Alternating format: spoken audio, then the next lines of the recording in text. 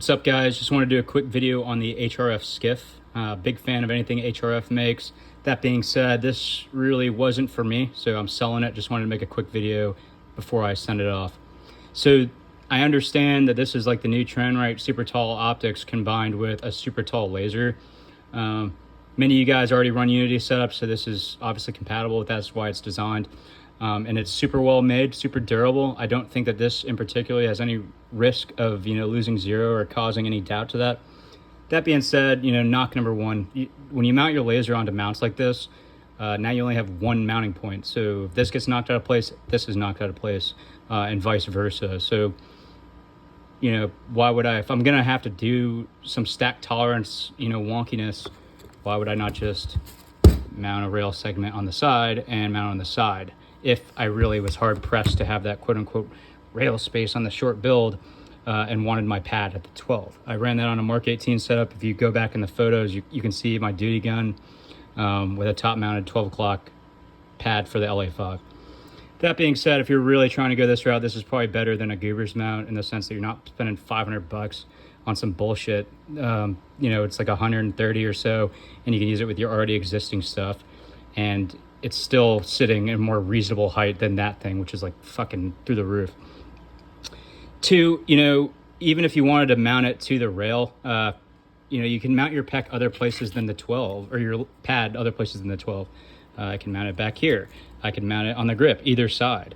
I could mount it, some people mount on the other side on the bottom and hit it, with this part of their hand. Not really a huge deal. And so if you look at the length, I know people were complaining about this with the other mounting solution from Goobers, is the PEC length. I don't see why the hell you would ever need anything much longer than this. That being said, if you do, as opposed to buying some $300 pad, you can go old school. Any of you guys that spent time at a sniper section probably saw one of these. You'll see dudes with long guns and top mounted illuminators run these on the mag well, that way they can just hit it with their trigger finger to get some illumination. And this thing, just for comparison and size,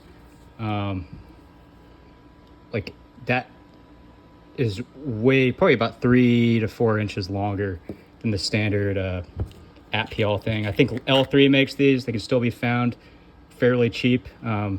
Couldn't quote you who sells them, but I know they're out there. Don't know the name of it either. Small L3 pad, I guess you could look up. Regardless, another kind of knock, I guess, is, and they're very upfront about this, is it obstructs your window a little bit. About the lower third is covered by the laser. If you have an end gal, it's a little lower than that, or some of the smaller beams. And they do make these for the D-ball as well, in different colors and whatnot. That being said, I'm firmly in the camp that adding a hook to the front of your gun is kind of stupid, unless you really, really, really have to.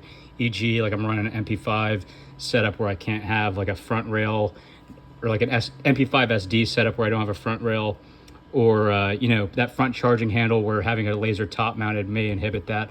And even then, most of those MP5 types are run like CAC rails and shit. Those people that are still actually using them for duty. So again, I think it's solving a problem that never really existed.